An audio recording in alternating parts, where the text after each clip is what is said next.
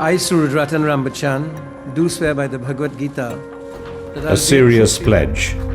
As a full-fledged minister and senior member of the Kamala Prasad Bisesa People's Partnership Government, but nothing strange from his previous roles in other places where service to the people was the center of the journey upon which he embarked many years before. This time, however, this tremendous responsibility traverses different frontiers as Minister of Foreign Affairs and Communications and Member of Parliament for Tabakit, the second largest constituency of the Elections and Boundaries Commission. Delivery, therefore, is critical to the success of the executive on the one hand and the United National Congress, of which he is a deputy political leader on the other. But who really is Suruj Rambachan? And what is his life's purpose?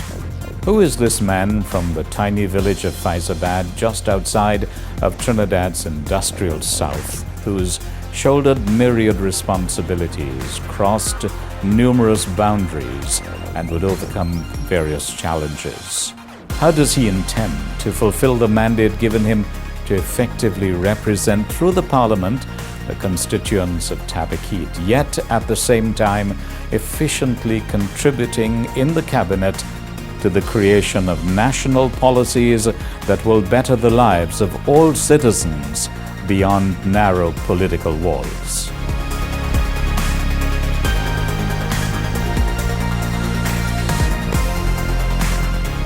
Born to Hindu parents on April 14, 1949, Suruj Rambachan is the grandson of Pandits. He is sibling, spouse and father, and a patriot whose passion for service springs from a deep religious commitment and universal human values. As a child, he would be exposed to village Sunday school and later secondary education at the Presbyterian-operated Naparima College, where the Christian tradition would be taught. The college was founded by John Morton and Kenneth Grant, two Canadian missionaries who would plant the first seeds of higher education for the grandchildren of indentured immigrants from India. But it was under Naparima's first locally appointed post-independence principal, the Reverend Dr. James Forbes Narayan, that Rambachan was tutored for a life of service. Naparima College was one of the best experiences I had as a young man. And what was invaluable about the experience at Naparima College was the religious and spiritual dimensions of being schooled at Naparima College. I think that the teamwork and team atmosphere, the group orientation, the way that the college got you to function as part of a team and part of a group was also invaluable, because it also helped you to develop very strong interpersonal relationships and to understand the differences that different people brought to bear upon discussions and interactions. Time, it would seem, was too slow for a young man whose aims were set high and thirsty for knowledge. Naparima College educated students, both of us, with a value for life of service. I think that's something that is transmitted also in the college, in the ethos of the college, that one should not only do well academically, but one should live a useful life, and a useful life meant a life that contributes in some way or the other to the well-being of others, a life of service. Anand Rambachan is Chair and Professor of Religion, Philosophy and Asian Studies at St. Olaf College, Minnesota, USA, and younger brother of Suruj, whom he would counsel as they encountered circumstances different from the norms of the Rambachan household. When I came back from India in 1975, Suruj was very instrumental in working with me. He was a close associate in organizing public lectures, public teaching sessions for me at the University of the West Indies and also in South.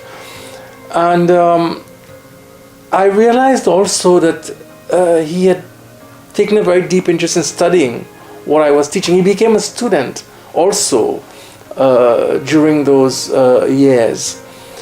And during the years 1987 to 1997, when I delivered lectures on the Ramayana at the Diwali Nagar site, he was with me also for almost every one of those years, accompanying me, but also studying very closely the text with me. From Paradise Pasture, he would journey up north to the St. Augustine campus of the UWI, nestled on the foothills of the picturesque Northern Range. A new experience altogether, the young Rambachan would pursue academic excellence while seeking to live out the meaning of his Hindu tradition in a new setting and environment. There were many challenges ahead in doing this.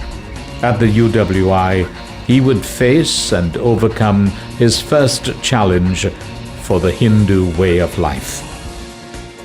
I was looking for space in order to do something about it or to say something about it. I had been involved in 1969 in getting the university to accept Diwali celebrations at the university.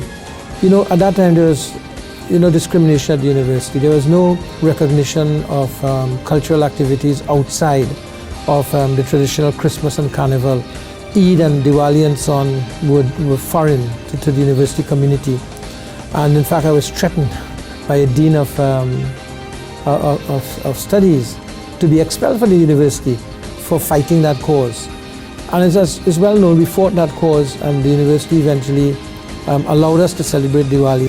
It was an uphill task because the university kept throwing obstacles after obstacles before the group.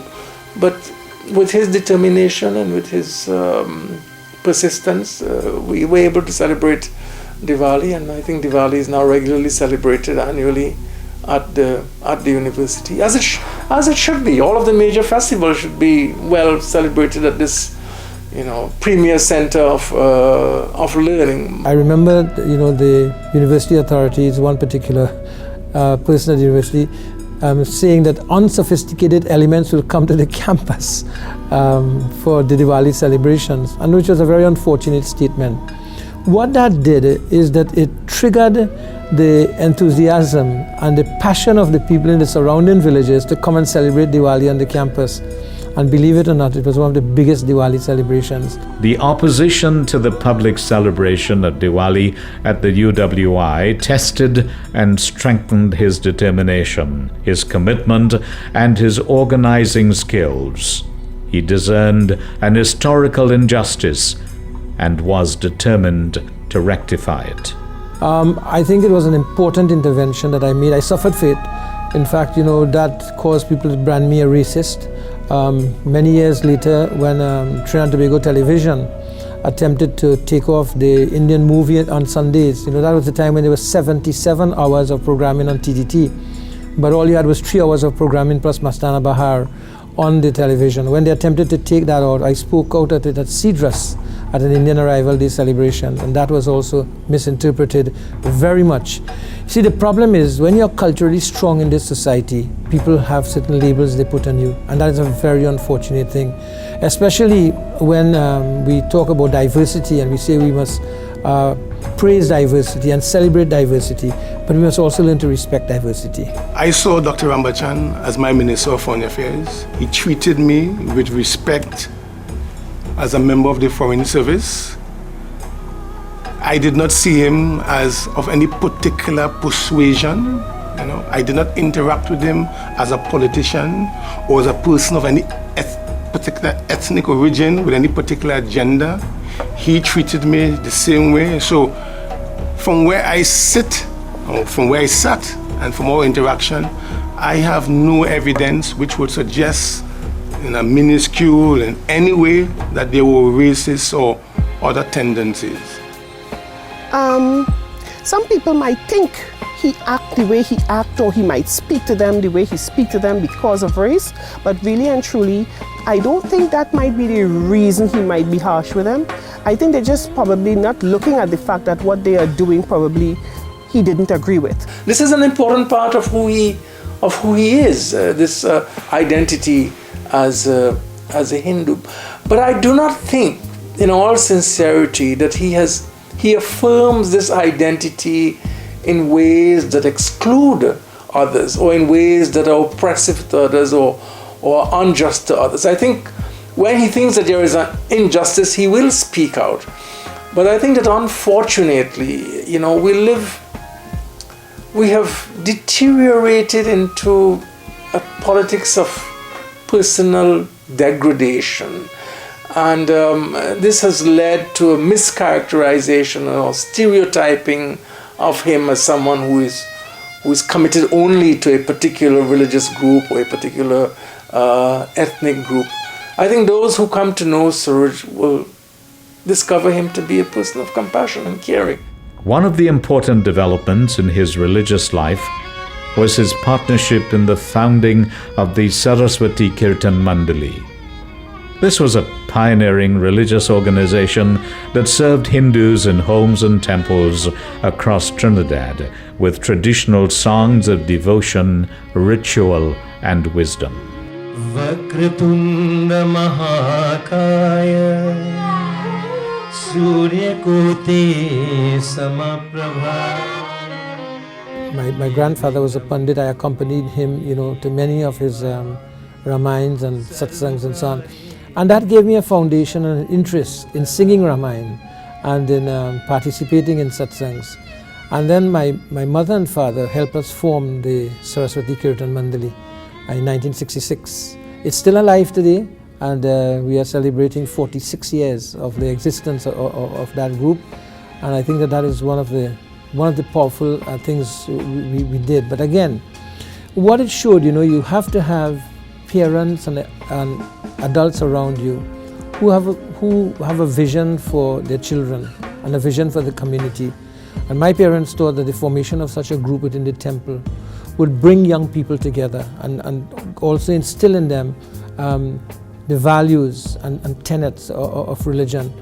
We may not have seen it like that then. For us then it was, a hobby, but the depth of that vision is something that I value and treasure today. I come from the village of Avocat, Faizabad, where Dr. Rambachan himself was born and bred. And my relationship has been with him for the last 47 years as a friend, as a mentor, and perhaps one who is very instrumental in guiding me along the path of a religious life.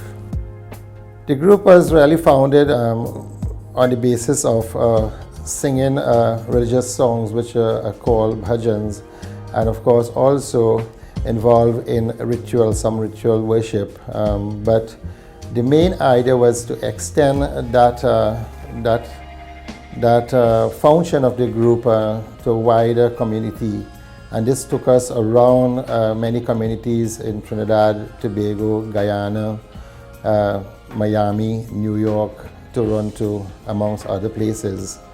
And as years passed by, the Saraswati Kirtan Mandali became a household name, especially listen to the voice of Dr. Rambachan and his rendition of these beautiful bhajans. Tu hai ek tu anant, teri aadhi nahi ant. Notwithstanding the trials and tribulations of university life, Suruj Rambachan would leave the UWI with first-class honors, going on to read for his MBA at the University of Western Ontario, Canada. He would return to Trinidad to join the academic staff of the UWI, preparing others for the onward march. As an organizational management development consultant, Rambachan has worked with many corporate citizens at home and abroad, preparing their employees for the challenges of a changing global business landscape. Venturing into a life of active politics in the 80s and confronting a changing global environment, Suruj Rambachan would chalk up quite a scorecard as deputy leader of the Organization for National Reconstruction, diametrically different from the predominantly Indo-based political philosophies that predate his entry as a young university lecturer into a different type of science. The 1981 general elections would give him a chance to be part of an alternative to the predominant People's National Movement. But political fortunes would not favor the brave, as his party would amass 90,000 votes but no seat in the parliament, a prediction of the incumbent Prime Minister George Michael Chambers. But the encouragement of friends and inspiration from his political leader would spur him on. Marriage for the former lecturer and aspiring politician would come in 1982, thrusting upon him a greater responsibility and the challenges of being a husband and father with a schedule that often pitched them apart. My family, I would say, has suffered because of my politics, and they have suffered because of the amount of time that I spend in public life. There is no doubt about that. He would come home from the office 8, 9 o'clock, or after a meeting 10 o'clock, and at 2 o'clock I don't see him. I go outside and he's on the computer and he's working very hard. Yeah, so his passion is politics. I remember one incident that is very interesting. It was the campaign in the 1991 elections. And every night, of course, you're out there 12 o'clock, sometimes 1 o'clock in the morning. And I came home and just went to bed. And I have this habit of putting my hand under the pillow. As I put my hand under the pillow, there was a little note for my son. He was just about 8 years old, and he said, "Dad, when can we play a game of cricket?" And that tells the story. We kind of grew up being accustomed to him not being there, because since we were small, he was either in politics or he consulted throughout the Caribbean and in the States. So it was a presence that we were accustomed to not having.